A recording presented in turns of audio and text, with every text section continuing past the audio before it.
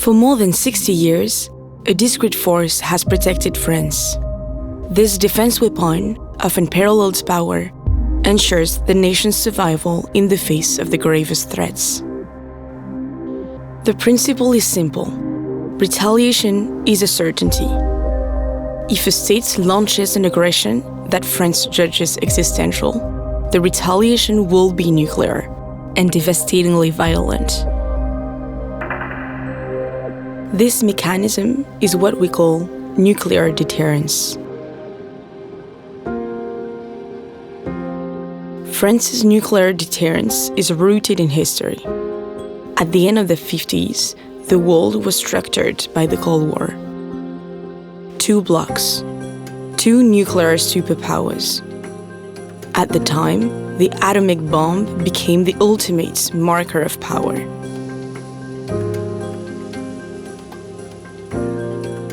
Des armes capables de détruire l'univers et nous aussi. Et il s'agit de savoir si nous aurons ou si nous n'aurons pas, nous aussi, de quoi nous défendre.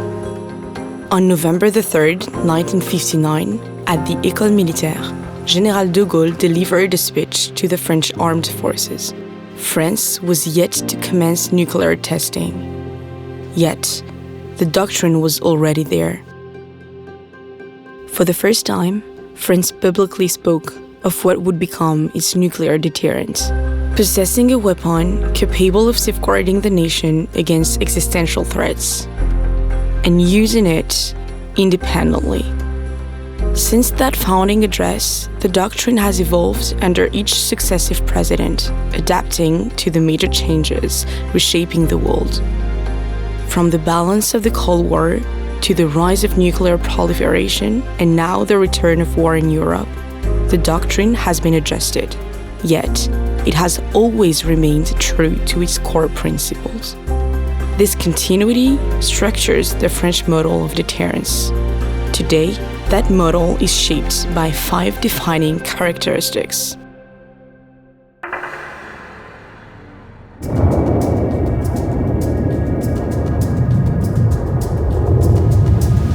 A nuclear bomb is 1,000,000 times more powerful than a conventional bomb. At the point of detonation, a nuclear chain reaction instantly releases a phenomenal amount of energy. Within microseconds, the air becomes plasma. The temperature rises to several million degrees, comparable to that of a stellar core. The extraordinary power of this bomb underpins the power of deterrence. Its mere possession reconfigures the balance of power, because no state can be unaware that by attacking France's vital interests, it could suffer a nuclear strike causing unacceptable damage. But such a powerful weapon imposes 3 responsibilities. First, the responsibility to restrict its role. Under French doctrine, nuclear arms are not tactical weapons. They are not designed to impose the nation's will, but solely to prevent existential war. Second, the responsibility to maintain the nuclear arsenal at a level of strict sufficiency. This means that France does not engage in an arms race. It does not seek parity with the other nuclear weapon states. The size of its nuclear arsenal is inherently adaptable, ensuring that its destructive power remains sufficient to address every possible threat scenario and keep pace with evolving adversary defenses. And while France openly communicates about its doctrine, the organization of its forces and their modernization programs, it does not disclose the exact number of warheads in its nuclear arsenal. C'est officiel depuis ce matin, la France présente un plan global de désarmement. Third, the responsibility to embed deterrence in international law. France supports the Non-Proliferation Treaty, the cornerstone of international security. It advocates gradual nuclear disarmament, consistent with the principle of undiminished security for all. France was the first nuclear weapon state together with the United Kingdom, to sign and ratify the Comprehensive Nuclear Test Ban Treaty. Its nuclear testing site has been irreversibly dismantled. Today, simulation alone ensures the design and reliability of its nuclear weapons.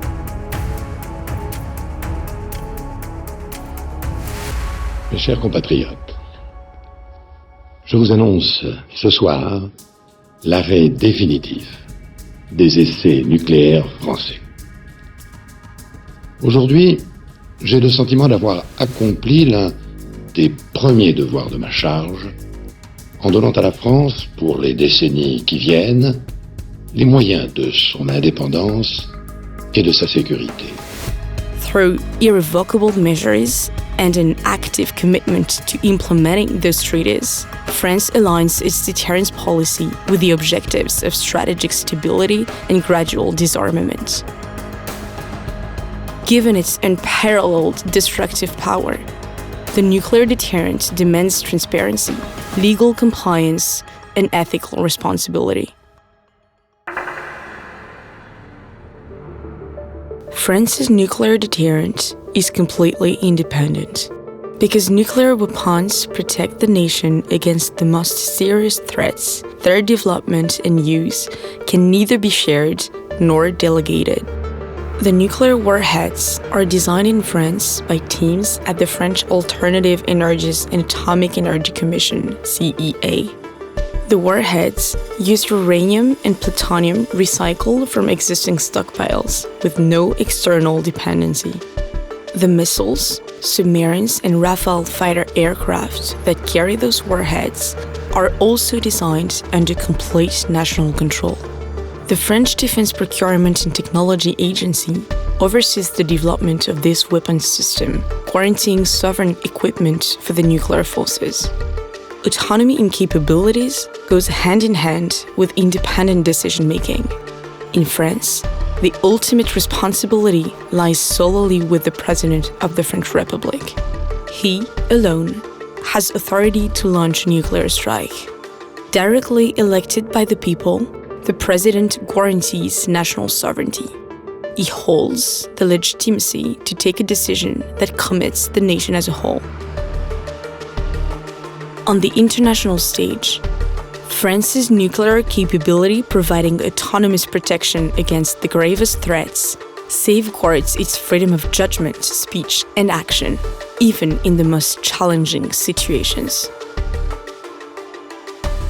Autonomy of capabilities and independent decision-making establish deterrence as a cornerstone of French sovereignty.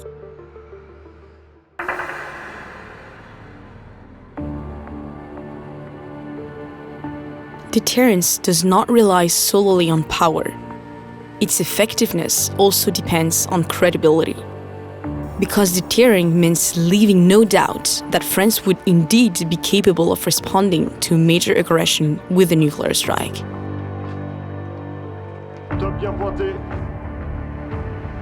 The credibility of deterrence is primarily rooted in political authority, embodied by the central role of the French president in a clear and unambiguous decision chain.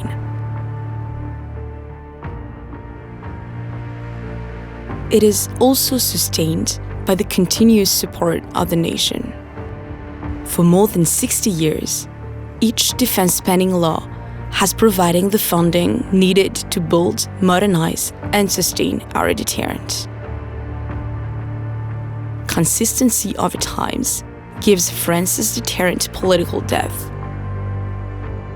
This political credibility must be backed by the capacity to act. This is operational credibility. France's nuclear forces are ready to engage at all times.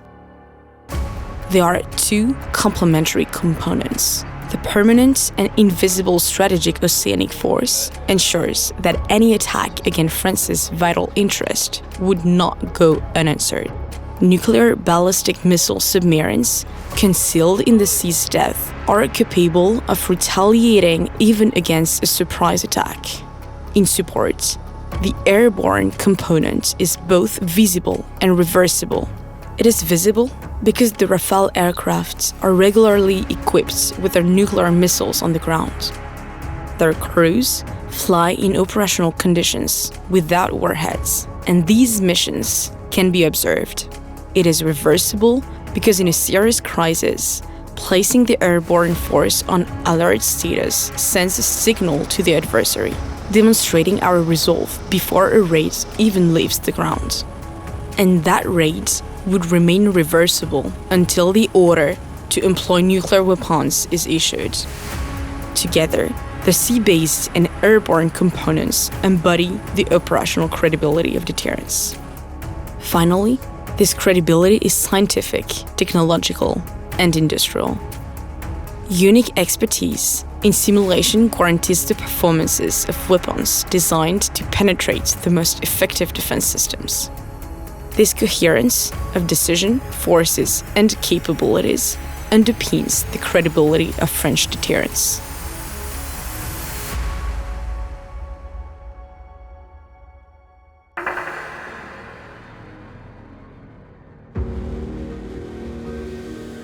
Nuclear deterrence is purely defensive.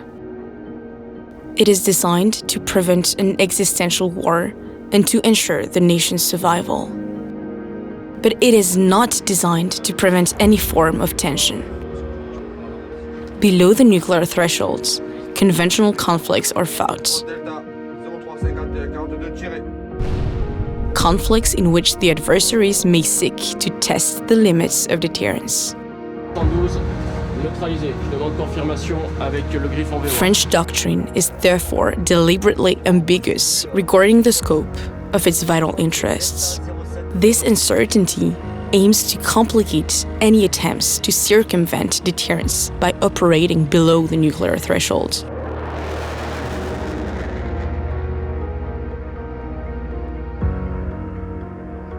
In the event of an attack by an enemy state that has misread the scope of France's vital interests, the doctrine provides for the option of a single, non-repeatable nuclear warning. This is the ultimate signal of a radical shift in the conflict, crossing the nuclear threshold. Yet, below the threshold, for nuclear retaliation remains a whole spectrum of tensions and conflicts.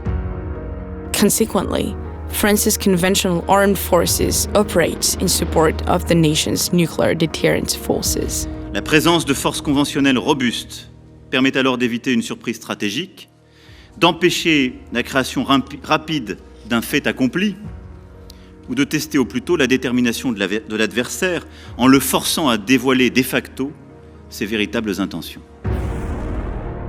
The outbreak of war in Ukraine has heightened the need for European nations to secure their airspace and maintain the capacity to launch a legitimate defensive counterattack.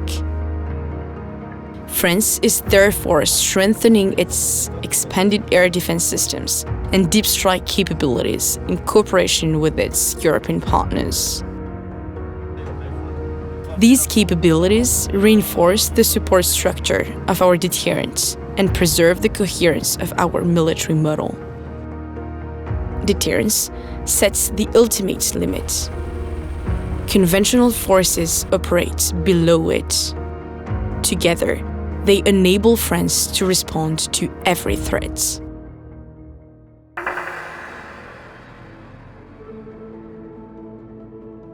In a highly interdependent Europe, where economies, societies, and infrastructure are closely connected, France's security is inseparable from that of its partners. Since General de Gaulle, every president of the Fifth Republic has acknowledged this reality. France's vital interests have a European dimension. The message is clear. Any adversary targeting Europe must reckon with French nuclear deterrence. For more than 60 years, by its very existence, it has contributed to the stability of the continent. But as the strategic environment becomes increasingly challenging and nuclear coercion returns, France is stepping up deterrence cooperation with its European partners. French aircrews will train alongside their European counterparts. Exercises involving the strategic forces will be conducted beyond France's national territory, with the participation of Allied conventional forces.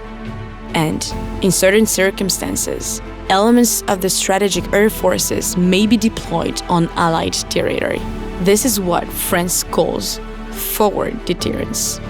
It is one way in which France demonstrates its responsibility and its contribution to the security of the European continent. But it is not Europe's only nuclear power. For more than 30 years, France and the United Kingdom have strengthened strategic cooperation between their nuclear forces, complementing NATO's deterrence.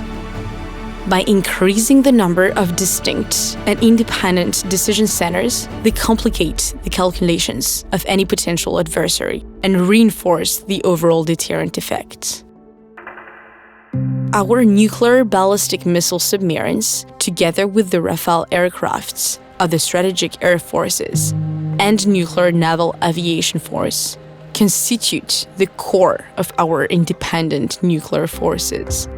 Forces standing ready at all times in support of a collective resolve, the resolve never to be at the mercy of history.